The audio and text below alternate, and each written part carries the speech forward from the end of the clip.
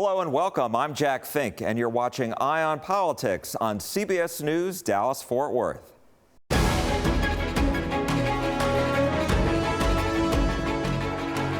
We begin with the upcoming race for Dallas mayor. As we first reported Sunday night, former Dallas ISD Superintendent Dr. Hinojosa told CBS 11 he has decided not to run for Dallas mayor and challenge incumbent Eric Johnson. We spoke with Mayor Johnson after reporting Hinojosa's decision. If you look at the story of Dallas, it's actually a national success story. Dallas Mayor Eric Johnson says he deserves to be reelected next May because the city is moving in the right direction.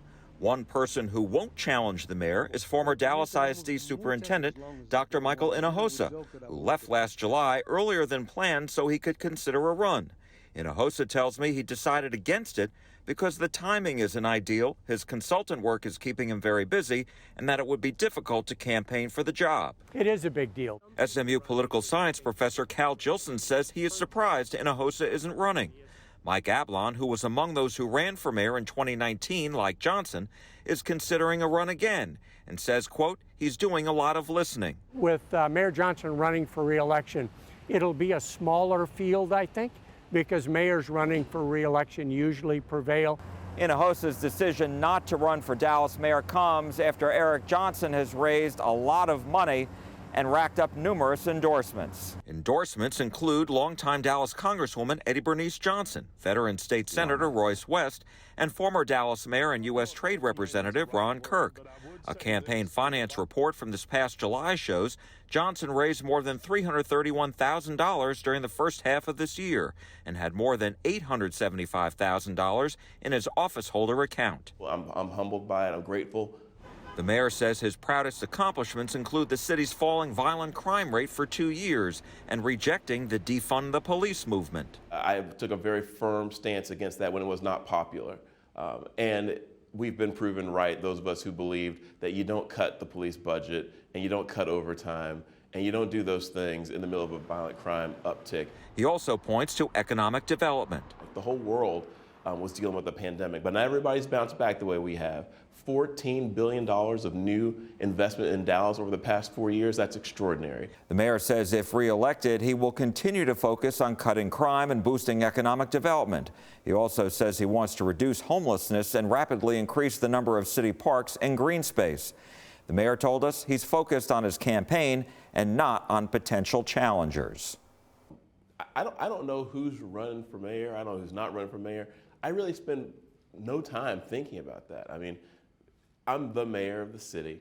I was elected to do a job almost 4 years ago, and my focus is on doing it. You know, when I wake up every single day, I take my kids to school, I go to work, and I start working for the people of Dallas. And so every waking moment I spend that's not with my family, I spend working on the issues that I know are facing our city. And we've had some big wins over the past 4 years, but I spend zero time thinking about who else may live in a city of 1.4 million people who may dream of having the job of being the mayor of Dallas. So I have no idea who's running, who's not running, but I know that I will be on the ballot in May of 2023 for re-election.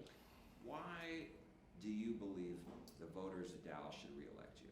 Well, Jack, I mean, it's about a direction that the city's going in. I think anytime that people go to vote, particularly for mayor, they should be asking themselves, do I like the direction the city is going in? If you look at the story of Dallas, it's actually a national success story. We are called the comeback city by some folks around this country because of how quickly we've rebounded from the pandemic. The whole world was dealing with the pandemic, but not everybody's bounced back the way we have. $14 billion of new investment in Dallas over the past 4 years, that's extraordinary.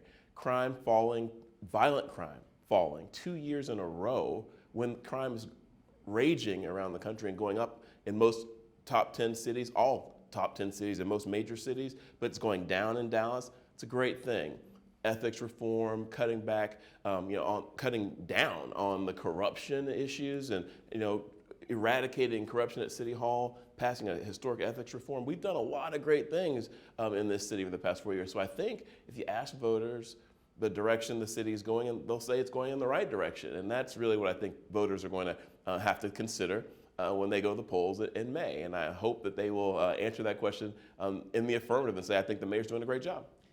You listed a number of accomplishments. What are your proudest accomplishments? You know, I try to look forward, not look back, but I mean, the reality is you can't deny the fact that there really was a movement in this country to defund the police. And I took a very firm stance against that when it was not popular. And we've been proven right, those of us who believed that you don't cut the police budget and you don't cut overtime and you don't do those things in the middle of a violent crime uptick. We got a great police chief. I was very adamant about the type of police chief we needed. We got the exact type of police chief I asked for, which was a data-driven chief who was going to prioritize reducing violent crime and not minimize the issue and pretend like it wasn't as big of an issue as it was. And here we are. We're the only city in the top 10 in America that had its violent crime fall last year, and now we're looking at having it fall 2 years in a row, which is just, I'm so proud of that fact, because that means lives. That's the most important thing a city does, is provide public safety. And that means we've been succeeding in keeping more people alive in this city than we did the year before. And that, you know, that's a big deal to me. But it's also important that we've added $14 billion of new investment to our city to help lower people's tax rates in this city. We've actually lowered our tax rate, biggest tax rate reduction in over 40 years in this city happened on my watch. So there's a lot to be proud of, Jack, to be honest with you. But I think saving lives is the most important. And I wanted to ask you, looking forward, what do you hope to accomplish next? What are your top priorities if you are to be reelected for a second term?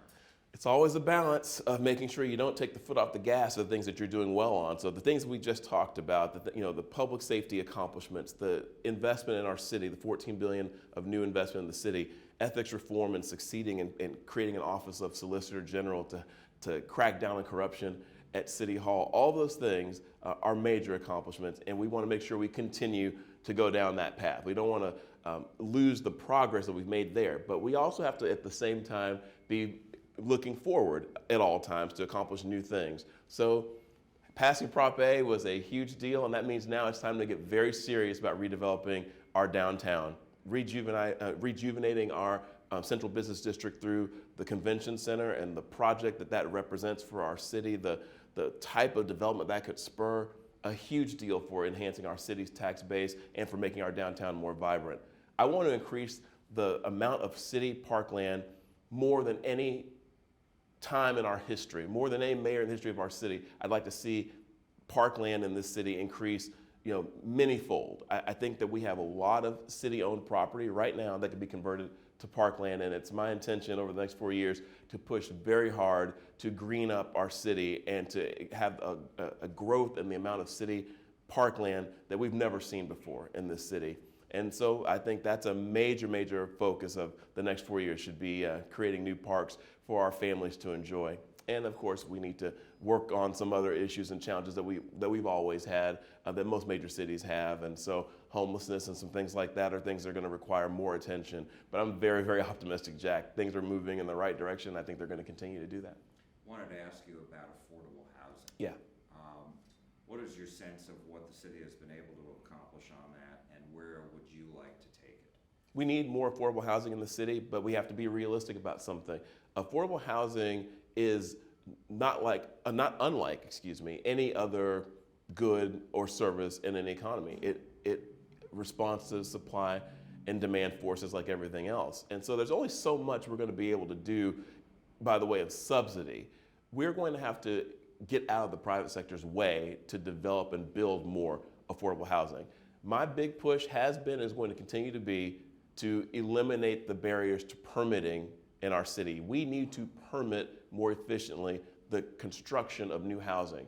It's quite simple. If you think back to your beginning economics class, if we increase the supply of housing, the private sector builds more houses, housing prices will fall in the city, and it'll fall naturally. It won't fall because of some government intervention in the housing market, which it's just not sustainable, and it's not creating the volume of units that we'd like. As we can see, we're not creating housing at the rate that we need to, but the way we can get there is through the efforts that we've been making, and we do some trying to encourage financing of housing through housing tax credits and things like that. But we really have to get out of the private sector's way and acknowledge that they know best how to develop housing, and we need to get out of the way by making it easier to permit the building of housing. Last question, and that is the number of endorsements that you have received the money that you have raised. What do you make of that? What do you believe that says about your reelection efforts? I think there's a group of folks in any community who have demonstrated that they have the community's best interest at heart, that are invested in the community, who've given a lot to the community, and therefore they care about the future of the community. So I think, and what I take from endorsements from folks like people who've held the office of mayor, for former mayors who are living in our city still, and the endorsements of members of Congress, the endorsements of 30 former council members who gave large amounts of time and effort to making the city better, for them to come out 7 months before an election to say, we got the right horse, we're moving in the right direction, we like the direction the city's going in, and we need to re-elect the mayor, is very humbling, and it's an honor. And I think it says that folks who really know what it takes to do this job and who really care about the city like the direction we're going in and like the leadership that I'm providing and want to see it continue. So I think it's wonderful. I'm humbled by it. I'm grateful for it. But I think it means that folks who know are saying, let's re-elect the mayor and let's keep this momentum going. Let's keep this big Dallas energy going. Dallas Mayor Eric Johnson, thank you so much. Thanks, Jack. We appreciate your time. Of course. This week, history made in Fort Worth. U.S. Treasury Secretary Janet Yellen was on hand for the official unveiling of the first paper money printed with her signature. She was joined by the U.S. Treasurer, Chief Lynn Malerba. This took place at the Bureau of Engraving and Printing's Western Currency facility. It's the first time in U.S. history that bills will have the signature of a woman Treasury Secretary and a Native woman. This is the first time the signature of a woman Treasury Secretary will be on a U.S. banknote, and the first time the signatures of two women will be on our currency. The paper money with their signatures will be delivered to the Federal Reserve this month and be in circulation starting in the new year. Now some political headlines across Texas. Governor Greg Abbott has appointed longtime North Texas Republican State Senator Jane Nelson as the next Secretary of State. It comes as Nelson is set to retire at the end of the month after holding the Senate seat for 30 years. Earlier in the week, the current Secretary of State, John Scott, sent a letter to Governor Abbott saying he would step down at the end of the month and return to his private law practice in Fort Worth and Austin. Lawmakers have filed numerous bills ahead of the upcoming legislative session. They include measures to increase and repeal abortion restrictions. We are in a very dire state in terms of reproductive rights. Democratic State Senator Nathan Johnson of Dallas has proposed a bill that would repeal a Texas abortion law still on the books from 1925. It calls for women to be prosecuted if they have an abortion. While the state's most recent law does not allow that, Johnson says he wants to eliminate any possibility of that happening. I don't want any confusion, and I don't want a woman being prosecuted for getting an abortion or being suspected of getting an abortion. Other Democratic lawmakers have proposed bills that would require a constitutional amendment to limit the legislature's ability to prohibit abortion access. Another bill would add an exception to the state's abortion ban in cases when a woman is raped.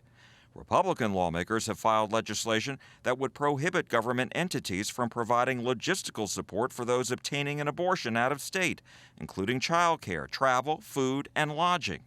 Another, by Republican Representative Jared Patterson of Frisco, wouldn't allow companies to receive tax incentives, including abatements and sales tax rebates, if they pay for their employees to travel out of state to obtain an abortion or for the procedure itself.